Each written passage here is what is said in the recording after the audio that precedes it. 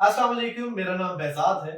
कुरान की खूबसूरती और इसके मोजज़ात के ऊपर हम एक छोटी सी सीरीज बना रहे हैं और आज ये उस सीरीज की दूसरी किस्त है।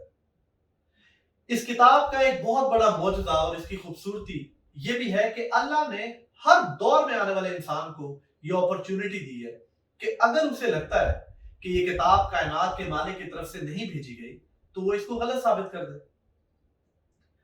गलत साबित करने के इस प्रोसेस को फॉल्सिफिकेशन टेस्ट कहते हैं। There are number of falsification test in Quran पाक। कुछ फॉल्सिफिकेशन टेस्ट उस दौर के लिए थे जब कुरान नाजिल हुआ, कुछ आज के दौर के लिए और कुछ कयामत तक आने वाले इंसानों के लिए। हम चंद एक को अपनी सीरीज में डिस्कस करने की कोशिश करेंगे। अबू लहब इस्लाम के सबसे बड़े दुश्मनों में से एक था। ये हजूर अक़दस सल्लल्लाहु अलैहि वसल्लम का चचा था।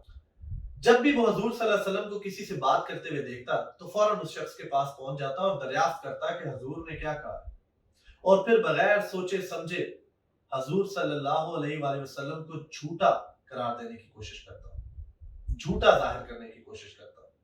कुरान पाक में सूरह नंबर 111 सूरह लहब या अल मसब के नाम से भी नाजिल हुई, जिसमें अल्लाह ताला ने कहा कि अबू लहब को उसकी बीवी समेत जहन्नम में फेंका जाएगा। जो इस बात को जाहिर करता है या जो इस बात को इंडिकेट करता है कि अबू लहब और उसकी बीवी कभी भी इस्लाम कबूल नहीं करेंगे।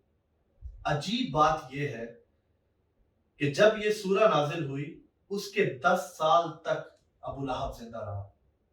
उसके पास मुकम्मल अपॉर्चुनिटी थी कुरान को गलत साबित करने की। वो एक दफा सारा दिन झूठ बोलता था, एक दफा हजूर अक़दस सल्लल्लाहु अलैहि वसल्लम के कान में झूठे मुंह कह देता कि मैंने इस्लाम कबूल किया। चंद लोगों को इकट्ठा करके झूठे मुंह कह देता कि मैंने इस्लाम को कबूल कर लिया, और उसके बाद बेशक इस्लाम पर अमल ना करता तो कुरान गलत साबित हो जाता। लेकिन ये कुरान का फैसला है। इसी तरह से आज के दौर के लिए भी अल्लाह ताला ने एक अपॉर्चुनिटी दी है कुरान को गलत साबित करने की। अल्लाह ताला फरमाते हैं सूरह निसा में आयत नंबर 82 में, अफला यतदब्बरून कुरान, क्या ये लोग कुरान पर फिक्र नहीं करते हैं, कुरान पर गौर नहीं करते हैं? अगर ये अल्लाह के सिवा किसी भी और की तरफ से भेजी गई किताब होती तो इसमें बहुत सारी कॉन्ट्रडिक्शंस होती, बहुत सारी गलतियां होती, बहुत सारी कोताहियां होती।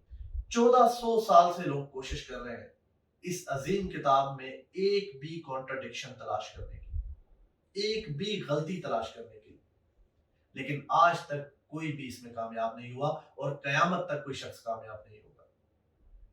ये बहुत ही खूबसूरत किताब है, इसका मुतालिया कीजिए और कुरान के अंदाज को समझने की कोशिश कीजिए। Thank you so much.